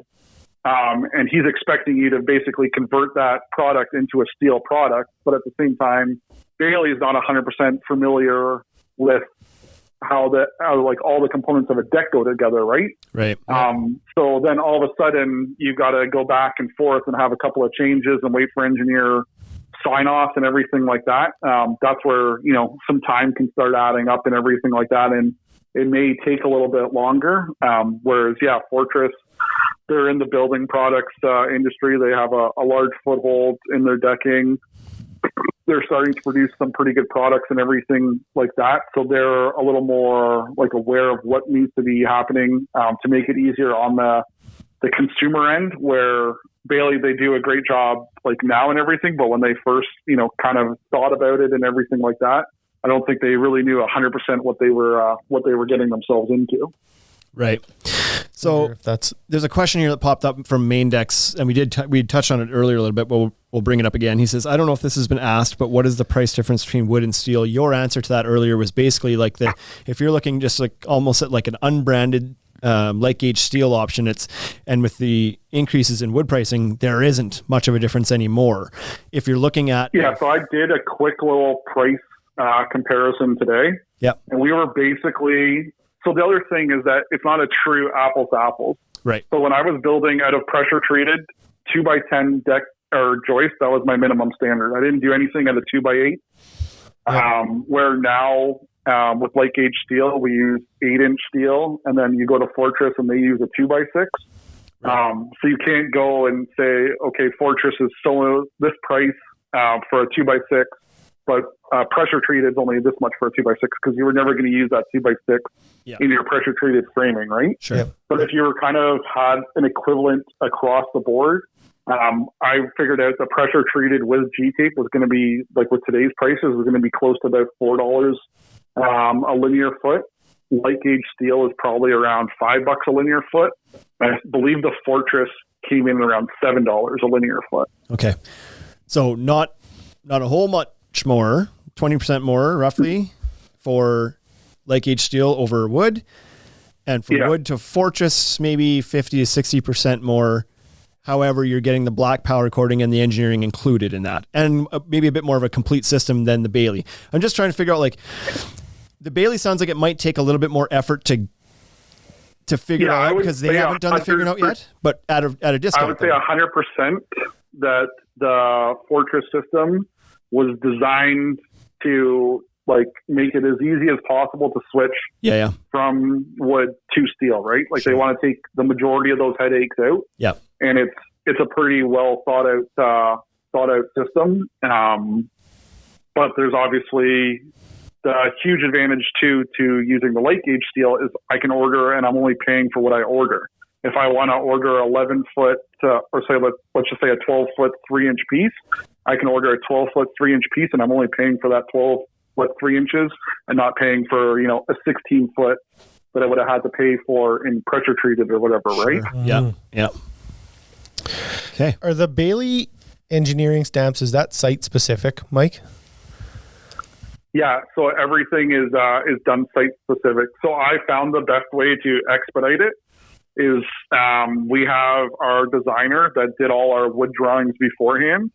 He does all our plans, so he knows exactly how we're building the decks, how we're kind of putting everything together. Mm-hmm. So he gives me a plan, and then I basically take that plan to my engineer and say, okay, this is what we're proposing to build, and then the engineer then stamps those drawings. Right. So originally, when we first looked into Bailey, they were having their engineer do the whole process. So it was taking forever, and it was also costing an arm and a leg. Yes. But they've smartened up, and they've switched that. So they have draft people now that can just draw up the plans, and then they have their engineers that will sign off on it. But by far, if you're building any type of quality deck anyway, you probably already had some type of BCIN draft person or something like that on your team, or someone that you did contact to do all your drawings. What have you found lead times to be like with steel when you're doing, because it's not stocked at every lumberyard like wood would be. So from the time you put in a request for materials and from the time you do that to the time it shows up on your job site, what's average? So it's actually fairly good turnaround. And we were able to convince our lumberyard to basically stock a couple of, more generic sizes, just in case anything did happen to one of our orders. It was an easy replacement. Right. But like if you were just going in fresh and your lumberyard had to place an order with Bailey and you knew exactly what you were doing, like don't expect that you can come in with a drawing and then have Bailey take it off and you're going to get like a 2-day turnaround, because it's not going to happen. But if you can specify the product that you need, we've easily had a couple of day turnarounds. I wonder if that's really good. Yeah. I wonder if that's because you've been doing that in your area. Like, I wonder if we would have that same success here, you know what I mean? Or if we'd have to do the year of legwork essentially. Yeah. So like my first deck, by the time, like from my initial drawings to like getting that package probably took a few weeks to get, right? But at the same time, I knew what I was doing, but I really, at the same time, didn't know what I was doing. Like I didn't know the different product codes. I didn't know how, like you're not asking for a 2x6. You're asking for an 8-inch joist with an 1 5/8 flange. You're asking for it in 14 gauge steel. Yep. You want it G90 coated and you want it like this length, right? Yep. So it's a little bit more that goes into that whole process. But if you can give them exactly what they need, then it's extremely easy for them to just pipe in the order and then produce your product. But if you're telling them, oh yeah, I needed 10 2x8s on this project or whatever, and they're like, okay, well, what's the span on this? Do you need 14 gauge? Do you need 16 gauge? So on your first couple, there could be definitely some figuring out to do. Yeah. But now we just give them an exact order with, the exact product codes and everything like that. It goes right to them. Sure. And generally speaking, we have a couple of day turnaround. Yeah, that's awesome. We also have so all our deck packages have already been ordered into September right now. So most of the time, we order our products way in advance, so we don't have these issues to begin with. So it sounds like you are quite involved in the takeoff for this right now. You're not just sending in a drawing and relying on them to. Yeah, I don't ask them for any takeoff. Okay. Did you at any point? I give them exact. Yeah, the first couple, we got takeoffs and their products. The other thing to that is that they're thinking that they're building a deck one way, and you have a completely different way in your head on how you're going to put it together, right? Yeah, that's what I'm wondering. Then you're trying to put together. I'm wondering how accurate their takeoffs are, because everybody builds a little bit differently. But with steel, it almost seems like it's a little bit more systematized than wood is. So I was just kind of curious if you send a drawing in, does everything show up and you don't have to make any runs to the lumberyard or whatever? Because good Lord, that would be a time saver too if you didn't have to, if you just showed up ready to go. Even if you could cut your trips down by one, Yep. Question. Yeah, so I find that the things that you normally forget are the smaller details. brackets and like web stiffeners or like mid-span blocking. So normally what we do is like we just order them in quantities of like 100 or 1,000. So that in case I do forget them on an order or something like that, then we have lots of stock. Like 9 times out of 10, you're not going to forget to order your joist, but you might forget to order like the blocking or your railing blocking or something that goes into it. So we know what products we use for those systems. So we just order them in advance. There was a question a while back, and I don't recall who it was, but Illumistrade. Your comment about the railing blocking reminded me. He had asked then what's required for the railing blocking. Yeah, illuminated balustrade. So do you have to, he's asking, is there extra blocking required for the rail attachment detail, or is it just a chunk of joist? So the number one question I get is why I G-tape my joist, and the second question is how do I fasten rails? Yeah. And it's basically, I've almost switched up my rail blocking detail on every single deck, just coming up with different ways to be more efficient and to make it quicker. The biggest thing that I couldn't get my head around when I first started was that you're taking a piece of steel that, let's just call it an 1/8 inch thick, and you're fastening your rail to it. You're used to putting like a 6-inch leg into solid wood. Yes. And that's what's holding your rail, right? And now you're basically asking an 1/8 inch piece of metal to do that thing. Yep. But I can tell you, like, it'll blow your mind. Like, one screw in metal is going to hold way better than, 10 legs into wood. What type of screw are you using to connect that then?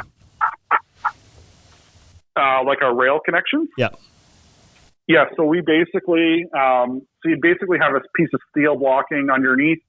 It literally can just be flat blocking. And what we do is we pre-drill the hole. I think it's like a 5/16 drill bit. And then we use like a self-tapping bit to thread the hole, which I believe is 3/8, I think 24 threads. And then you're basically just using a bolt. Gotcha. Okay. Just a through bolt to the bottom of the, yeah. Yeah. We just through bolt it. I personally add in like a locking nut as well, just for like personal mind, like ease of mind and everything like that. But like you just put in a bolt through that connection, just straight into the steel with no nut, and you'll be amazed how strong it is. Like, it's not going anywhere. Right. Crazy. Hickory Dickory Decks Halifax wants to know what types of fasteners we're using for everything else. What are you using for your framing fasteners, to fasten your decking, and trim? So like fascia screws and whatnot, if you want to go through that. Yeah, for sure. So that was like another huge hurdle for us because nobody was doing it. It was hard to really get answers on. That was like the other thing. Like, you go to Trek System and they had like a clip, but it didn't really work.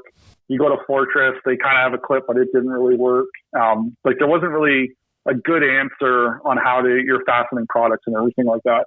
So we worked quite a bit with Camo last year for their X Steel clip to produce that. We went through a bunch of different batches, and some good, some bad, and kind of got to the point at the end of the year there where they were able to they were confident enough to release it to the public or the contractor or whatever. So Camo X Steel is what we use to fasten basically all our field deck boards. Mm-hmm. And then Cortex makes a self-tapping metal screw called a driller. Yep. So you can use that to plug everything. I personally don't use any fascia material on any of our projects just because I don't like the look of having an exposed screw. So even where we have fascia material, we're basically cutting down deck boards and putting it on there so I can use a Cortex plug to hide it. Cortex driller. Okay. Yeah. So that's one difference too, is that I've seen guys that use the Fortress system. So a lot of times don't use fascia because it is power core black, so it doesn't look bad. So I guess you have the option then, and you would probably never do that with wood, but with the steel, you have the option of not doing fascia at all, which could be a huge cost savings. That could offset the cost difference between the lumber and steel in the first place, if not more than the cost of that. Yeah, and so like one of the things with the steel framing is the steel columns and the steel beam. Because I don't want to leave that exposed steel, we clad those whole things, and it definitely adds up pretty quickly when you add some fasteners and some deck boards and everything like that to cover those, right? So, yeah. Do you you don't build this way, so maybe you don't know, but there's always a concern about people that do the fascia flush with the top of the decking as opposed to leaving a nosing, about water getting in between the rim board and the fascia and the freeze thaw cycle. Yeah. Is that a concern for you at all anywhere on a steel deck, that water can get between the material and the steel? Or do we find that because steel doesn't absorb the moisture, that the water would just kind of fall through and the freeze thaw it's not an issue with steel? So I have heard issues with products that expand and contract more than others, because the steel has such little movement to it. Whereas like if you're doing a wood frame deck with some other products, there's a little more give to everything. Mm-hmm. That like they've had issues with screws shearing and everything like that. Because we use Decorator's product that basically has, pretty minimal thermal expansion and contraction, and then mixed out with steel, which obviously we've only gone through not even a full season yet, but we've gone through kind of a summer and our winter here as we just approach into spring. But I haven't heard any of any issues, and I've been back to all our projects, to kind of check in on things and see how things are holding up. And if there is any issues, I want to make sure that they're kind of addressed right away. Okay. But I haven't had any issues or seen any potential where sitting water would get in there. And that's one of the reasons why that's one of the reasons why we use a nosing and picture frame all our decks, is so that we don't have kind of that spot where water can sit, right? Right. And so I think you answered, you use Camo X clips for the decking. You're using Cortex drillers for your fascia application and your picture frames. And the screws for the framing are included with the framing, and they're just like a self-tapping stainless steel tech screw of sorts, are they? Or yeah, so both systems, whether it be Fortress or Bailey, the screw is a separate component. So once again, I think like the packages of screws from Bailey is like they come like a couple of thousand at a time type of thing. So we literally have like, I think 2 or 3 like buckets of like old Camo buckets just full of self-tapping screws. But like I said, it's one of those things that the smaller pieces and components, those are probably the things that you want to order a couple extra of, because they're so easy to overlook, or like you might think you needed 10 mid-span pieces of blocking, but you needed 11 type of thing because layout slightly changed or something, right? So the smaller stuff, even like the Cortex drillers, because they only come in boxes, I think it's like a box of like 125 or something. We normally order like, 20 to 30 boxes at a time type of thing, right? Because anything like that, getting the Camo X clips, I think my phone does Liv distribute out there as well, or do you guys have okay, yeah. So I think they have everything now, but like before, when we were kind of getting started last year, it took a while, and that's why we were working with Camo directly to get kind of the clips. And it was the same thing with the Cortex drillers. It took a long time to kind of order in. And luckily we talked to a couple of those reps, and they got us a few boxes to kind of get started while they were working on bringing in the rest of the things. But I'm hoping that I know Camo, it sounds like their supply issues have been worked out for this year, and they basically have full stock and everything. But that's kind of the biggest thing, is you want to be aware that it's not just a quick trip to the hardware store for everything, and the specialty stuff that you are going to need, you kind of want to make sure that you have it ordered ahead of time, right? And hopefully as steel gains more popularity and it kind of becomes more mainstream among the better deck builders, or like the higher quality or whatever, obviously then more people are asking for the product and they'll bring more product in. But as it stands right now, where it's still kind of like a specialty niche thing, it's not as popular, right? Right. I know that last year we brought in some of those Cortex drillers because there was a commercial project where they'd fasten decking onto they used it as cladding on the outside of the building, and it was a bunch of steel that was on there. And so I know that we had to bring that stuff in, and it was hard to track down. I had to get the Fasten Master rep involved, and then we did end up finding it, and it took us 5 or 6 weeks to get it, and it was certainly frustrating. But it was then one of those things that I talked to our distributor about and said, is this something that you guys can stock at your level? We don't have to have, I don't need hundreds of boxes of these things, but if you had 10, just to cut down on the lead time for us, that would help quite a bit. And they talk like they might start to add that. So yeah, the other thing that we ran into with that as well is that Cortex basically had a couple of generations of the drillers. So the first generation of them honestly didn't work that well. Yep. The new ones are amazing. So when we ordered like our first batch of them, I think we ordered like 20 boxes.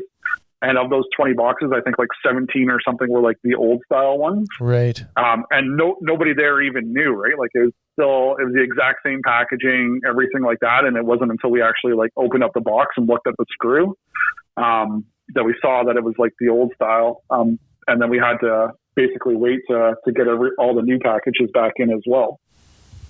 Gotcha.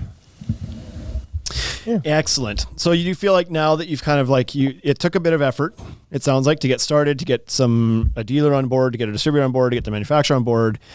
Took some effort, but it sounds like now you've kind of got yourself to a point where there's a good system in place. You can get product in a good amount of time. If you're missing something, you've kind of got that figured out. The fasteners are easier to get now.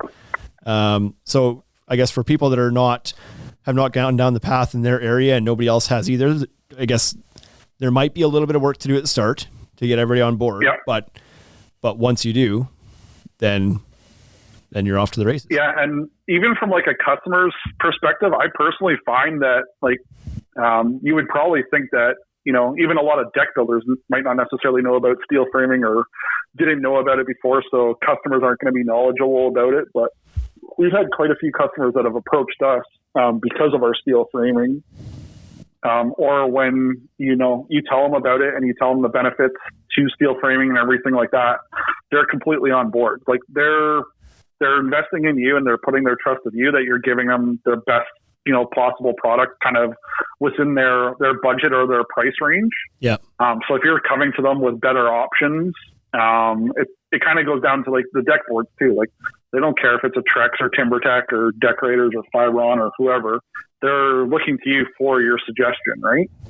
So if you can position it, educate them a little bit, like they'll 100% be on board. And the best part is you'll have peace of mind knowing that you built a complete solid package all the way around and not just a 90%, solid package sitting on pressure treated. Yep. Yeah. For the customer, it's certainly an easy sell. It's, the pros column is pretty big and the cons column used to only be cost, really. And now that gap's closed, the price of the steel framing is coming down, wood's gotten more expensive. It's not much of a con anymore. So there's really, there's a lot of reasons to do it. And I would say like 100% of the cons, although it's not the greatest for the contractor, but the cons kind of come on the contractor side. They don't necessarily, everything that's on a homeowner's side is 100% positive. Yeah. I was going to say that too. So there's a couple of, it's not the customer's problem. The cons are not the customer's problem, right? It's like, it's harder for me to install though. I'm not comfortable using this. I don't know what I'm doing. So it sucks for you for a day, but I've got this deck for the next 30 years. Let's do the good stuff. Yeah. Yeah, exactly. And then, so like even we had a bit of a unique one coming up where we went out there. The customer originally just wanted just to resurface their deck in composite. And then we kind of told them, it doesn't always make sense to resurface. Like you've kind of already used your lifespan of your framing. Why would you put a 30, 50-year product on top of, a 20-year product that's already used half of its life? So then we gave them the options of everything. Then they preferred the look of the Fortress steel framing. They weren't 100% sold on the composite look. They liked the feel of wood, and they basically said like we're not in the wood market. Nothing that we do, and we kind of reached like a happy middle ground. So they're going like a Fortress steel framing with a Thermaray ash product on top, and then I think we're doing cable rail as well on that. Right. But I told the customer 100% straight up. I was like, I personally haven't used the Thermaray product. I'll look into it 100%. I'm going to do everything in my power to make sure that, you're getting an amazing product. I'm going to test the product out myself. I'll probably, build a little mock-up at my place, see exactly how it goes together. But the customer has the confidence in you that you're giving them, the best quality product. And even if guys are looking at making the switch to steel and they don't have any pictures of steel decks that they've done, or they can't explain the whole process or whatever, like, just be upfront and honest with your customer. Just say, like, hey, like, we're doing this for you. We want to offer you a better product. This is the way to go. We want to build, a solid everything, not just your decking and your railing. So steel is the way to go. We've talked to, a bunch of different guys. We've done different research. We're pretty confident in our ability to deliver, and we're not going to leave you hanging on it. So, and I honestly think customers would be excited that you're providing them that better option over pressure treated framing.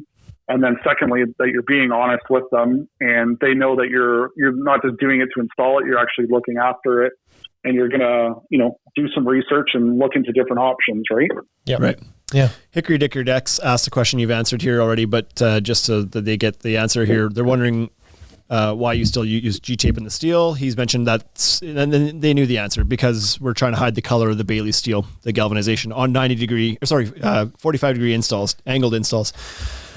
And the beam. Yeah, exactly. And the beam. Yeah. You're doing the beam as well? Yeah, we do the beam as well. Yeah. Okay. And then clad posts and clad the rim joists with deck boards and self drillers. No fascia product being used. Have you had any callbacks specifically related to the steel frame so far? Well, everythly's so new. It's like within a year, but I've literally been back on every single job site that we've completed. I have 2 of them in my neighborhood, that were done in steel framing. So I'm constantly going back. I'm going back to other projects and seeing how things are holding up. Anything you've learned, or is everything rock solid? Like I said, I think I've changed the way I frame the deck on every single steel deck frame that we've done, but it's literally just adding efficiencies, and adding a better overall product, I would find. Right. One of the original ways that we did our blocking for our borders and for our railing was to basically just add a flat stock on top of the steel joist. But it didn't necessarily lend itself to the best water drainage or anything like that. So even though we drilled like leaping holes and everything like that, that was kind of one of the things that I was always looking into, was a different way to block it out that would still allow water to travel freely through. Mm-hmm. And so the last couple we've done ladder blocking on, but like I said, every single, even wood decks or any type of decking, like I always say, my best deck I built was the last deck I built, right? Every single product that you're producing, you should be learning and progressing on, right? Yeah, for sure. Yeah. Okay. Well, every time we talk about steel, we manage to run this thing like long one again. Deathly long again. Yeah. I know that Scott would be pissed if we went longer than his. Yeah. We could have picked a guy that had less to say. Yeah, Mike's got a lot to say. Yeah, not as much as Scott though. Well, probably maybe you would if we gave you the opportunity. But is there anything else you want to leave folks with? Like, I know this is such a hot topic right now that there's a lot of guys with a lot of questions. I believe that we've touched on all the big ones for sure, and people have had the chance to interact and ask as we go along here when the internet's been working. Anything else you want to leave with them? Yeah, a couple other things. Like Scott had mentioned before, so working with steel is lighter than working with wood. So your equivalent, like your 2x8 framing or 2x10 framing, that equivalent in steel is a lighter product. Oh yeah. Right. And because of the way it's produced, you can stack a product basically like inside of a product. So it literally takes up half the space. So maybe, you've got a large driveway or something and lots of staging area, but if you can kind of minimize that pile and put it in half, that can be huge as well, right? Because Bailey is a C-channel joist, right? And Fortress is a boxed tube. Yeah, exactly. Yeah.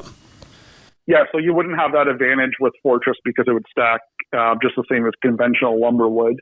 Right. But doing a light gauge steel system, you have that advantage of basically, stacking the products.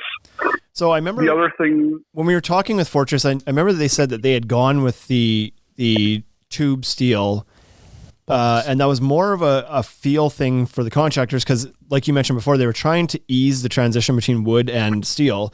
And what people are used to is a 2x6 full on all sides, right? As opposed to the C-channel. Yeah. Do you find usability in the field to be any different one way or the other? Or is it just a matter of getting used to that open side on the C-channel, and once you do, then it's fine?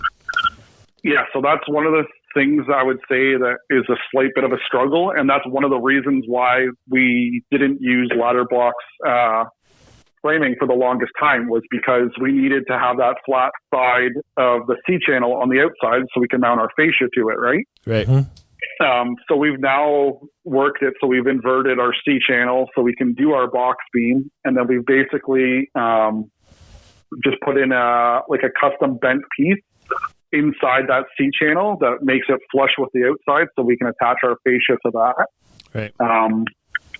But yeah, that's definitely, it's kind of one of the trickier points is basically dealing with that C-channel and having an open flange on one side, because you can't just, straight put a piece to a piece. If it's like a flat piece onto a C-channel, it's not going to go together, right? So it just takes a little bit more thought putting it together and how you're gonna do things. But is there an advantage in the end with the C-channel? The joist to beam connection with a tube steel is you need a bracket there. Mm-hmm.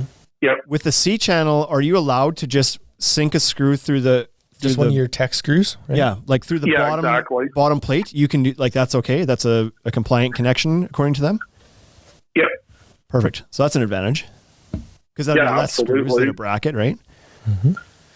Yes. And then, so the other thing to that too is that everyone raves about how flat a steel deck surface is, right? Mm-hmm. But if you start adding in brackets and stuff like that, you're adding elevation changes to that flat surface, right? That you'd either need to accommodate for, taking out some of the back of the deck board to get it to sit flat or whatever. Yeah. And that's one of the things that we've kept on changing our design, because originally our ledger was it's called a track, and the joist fits inside the track, right? But because the track fits over top of the joist, you've then got that 1/16 lip, which is probably isn't an issue to almost anyone, and no customer would ever notice it or say anything, but it's just one of those things in the back of my mind that it drove me crazy. Right. So we had to, rudder out the backside,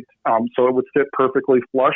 So that's one of the things that we've changed now on the most recent build, so that we basically reverse the joist, and then we mount our joist directly into that joist so that it's perfectly flush all the way along the top. Right. But it's, like I said, the biggest thing is nobody's really done it other than Scott.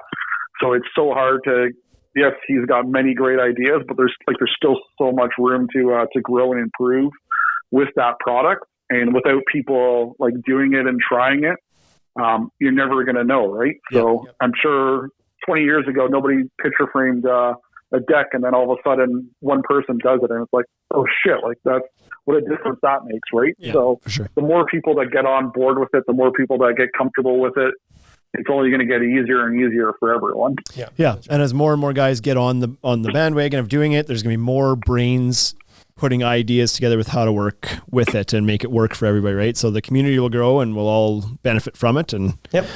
I think that's fantastic. Yeah, exactly. And so even when Scott and I talk, we do things a lot of the similar ways, but then I'll mention, one thing that I've tried, and then he'd be like, okay, well that makes a little bit of sense, but what happens if you tweaked it this little bit more, and then what was sort of a half decent idea just turned into a really good idea, right? Sure. Yeah. But without having those people to collaborate with and everything, and a different set of eyes to look at it, it's hard to progress really quickly. Exactly. Yep. Well, Mike, this has been fantastic. I don't want to take much more of your time. We've had you for an hour and 45 minutes here now. I thank you for being so willing to share your knowledge as well. Obviously, that first podcast we did with Scott about steel framing and all the options was one of our most listened to ones. So there's definitely an audience trying to learn about this stuff. He was a ridiculous wealth of knowledge and kind of started to open up the conversation, which really started to drive an industry-wide conversation, at least with the people that are on social media to be part of it. It's really kicked something off. I think having this conversation now, like that whole conversation started from the Facebook groups too. Yeah. And you were asking about, different deck topics and stuff like that. And the steel was like one of the things I was interested in. So at that point I'd already been picking Scott's brain for quite a while, but I was like, maybe it's a good idea to get him on the podcast, and then you can kind of just get the whole thing going. And instead of asking a couple of different questions here or there, and you don't always know the exact things to ask, he can kind of just spill the beans for 3 hours, right? Yeah, exactly. So I know that in the feedback we've gotten, we know that helped a lot of people and answer a lot of questions. There's a lot of interest, and I know that this episode will also do that. So thank you so much for giving us your time. And go ahead. Yep. Yeah. So and obviously the Instagram's huge. We've already had every time we post a steel deck picture or whatever, it's our most engaged topic. There's always a million questions. People are always interested in about it.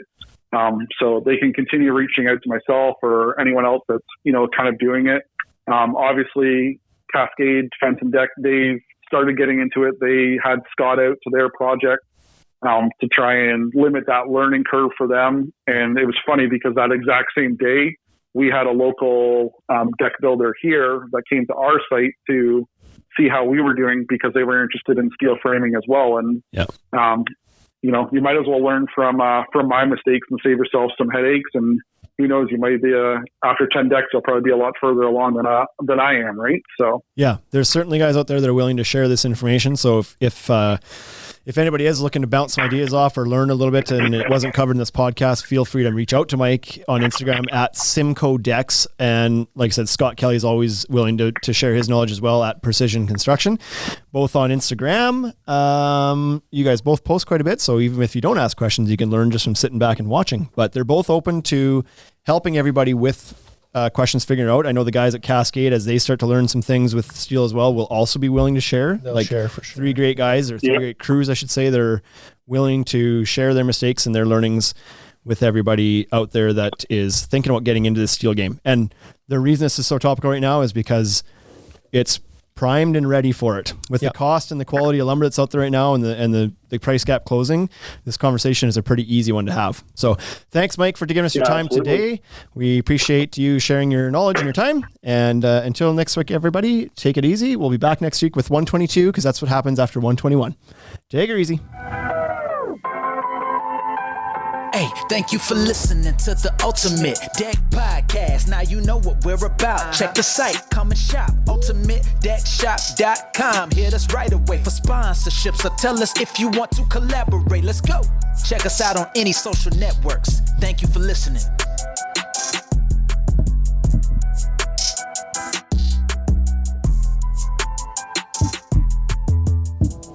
He hung up.